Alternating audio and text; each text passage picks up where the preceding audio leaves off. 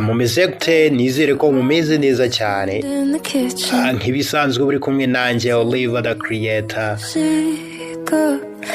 Mw'iyi minsi twaba twaraburanye cyane, murabizi ubuzima nyine buba ari danje. Uyu munsi biba bimeze neza, ejo bimeze nabi. Hari igihe rero buri gihe umuntu atabonekera igihe, ariko icya mbere burya ni uguhora uzirikana. Nk'ibisanzwe rero gahunda yacu akaba ari ugusobanura indirimbo mu kinyarwanda, zikaba ari indirimbo rwose mwitorera mukambwira muti nshaka unkorera iyi ndirimbo uyishyire mu kinyarwanda, umbwire ngo ese ahangaha yari ari kuvuga gute, hanyuma nanjye mbikora ntuje cyane n'umutima mwiza, kubera yuko nyine agaciro kawe kagenwa n'ibyo ukora, sibyo?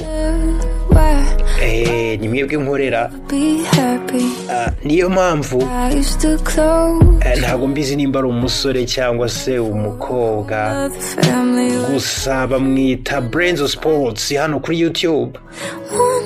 Yarambwiye ati rwose uzankorera indirimbo yitwa Order, ni iya Sasha Alex. Uyu Sasha Alex mu minsi ishize nari namukoreye indirimbo bita Dancing with Your Ghost. Ubwo rero bivuga ngo introduction yiwe ntago nongera kuyikora. Ushaka kumenya byimbitse uragenda wumve Dancing with Your Ghost, but uyu munsi ntago ngiye kubikora uko nguko, nta life by yiwe nza gushyiraho. So niba rero nawe ufite indirimbo ushaka yuko nagusobanurira, wanyandikira muri comment cyangwa se ukajya kuri WhatsApp, hanyuma ukambwira ati rwose nshaka uzankorere indirimbo iyi ngiyi, ukambwira n'umuhanzi. Ikiba gisigaye akazi kaba ari akanjye. Niba nawe waranyatse indirimbo mu minsi yashize nkaba ntarayikora, uyitegereze, ntabwo ari kera cyane rwose ndayiguha, hanyuma ubuzima bukomeze kugenda neza cyane. Aka rero kakaba ari akaririmbo aba yivugira ukuntu rwose hari byinshi yagiye abona iwabo bitakunze kumworohera, kuko nyine yari umwana, ariko ubu tuvugana akaba yarakuze, akaba yarabibonye yuko rwose urukundo byo rutajya rworoha habe namba. Ati rwose buri gihe ntabwo biguhira, ahubwo ugomba kugerageza ukarwana n'intambara yo kugira ngo utabibabariramo bihambaye. Nuko nguko yaje kubibona aho amariye gukura. Ati rwose ntawe bitabaho, ababyeyi banjye bari abantu nk'abandi bose nyine basanzwe, akiri umwana ntago bari intwari. Murabizi rega nk'umwana nyine ababyeyi bawe bafata nk'intwari, azishobora n'ibidashoboka. Iyo babonye rero bakora utuntu nk'uko ngutwo, kuri ubatera icyizere, wibaza utahise abangaba nibo nafataga nk'abantu barenze. Ababyeyi mubimenya ako kantu mukabike kure. Abana rwose naho ngaho tujya tubapimira. Umwana yari mutoya rwose bavuga uti papa wanjye ni intare ije hariya ayishwanyaguza, ariko rwose iyo utangiye gukomplaininga cyangwa se kuvuga ku tuntu kubusa nk'utwo ngutwo umwana kureba, ni ukuri kw'Imana gutera icyizere, ntabwo nkubeshya.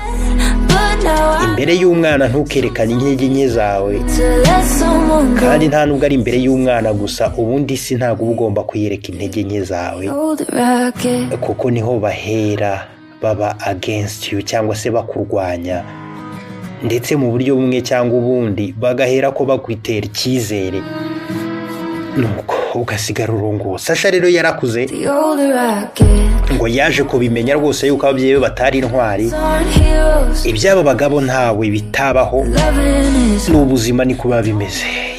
Nizere yuko rero igiye kugushimisha kandi igusigira amasomo. Ndabakunda cyane, reka twitangire.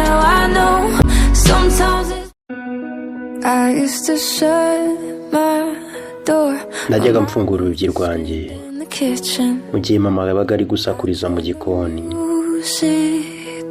nkafungura umuziki volume nkayimariramo ngo ntumve ibyo bavuga, umva buri dukimbirane twa buri munsi, nyamara nta n'umwe wabaga uri no mu kuri.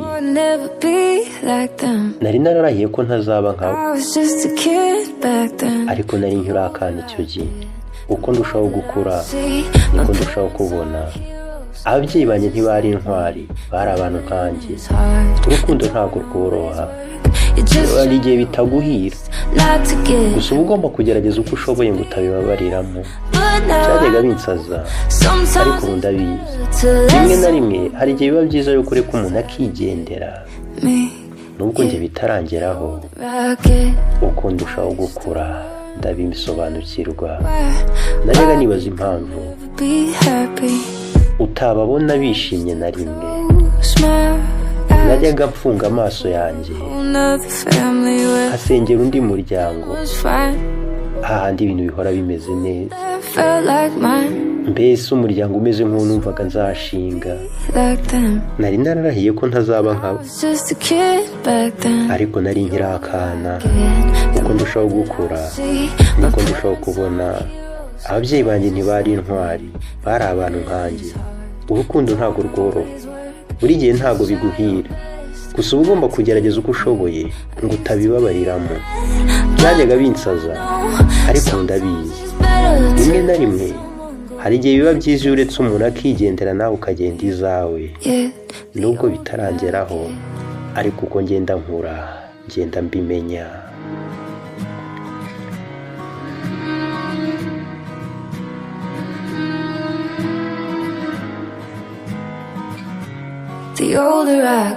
Uko ndushaho gukura niko ndushaho kubona ababyeyi banjye ntibari intwari, bari nkanjye rwose. Urukundo ntabwo rworoha, ntabwo buri gihe biguhira, gusa uba ugomba kugerageza gukora igishoboka ngo utababariramo. Byajyaga binsaza, ariko ubu ndabizi. Rimwe na rimwe hari igihe biba ngombwa yuko ureka umuntu akigendera, nubwo njye bitarangeraho, ariko uko ngenda nkura ngenda mbimenya. Ni Sasha Lex yakubwiraga ngo the older I get, cyangwa se uko ngenda nkura aragenda asobanukirwa, amaso arafunguka, akagira ibyo amenya, asobanukirwa atarazi. Nawe ndakwifuriza gusobanukirwa, uhiteka gufungura amaso. Bimwe byakubabazaga bye kongera kukubabaza kuko wamaze gusobanukirwa ibyo ari byo. Ndabakunda cyane. No River the Creator, unyandikire muri comment cyangwa se WhatsApp umbwire uti nshaka nanjye indirimbo.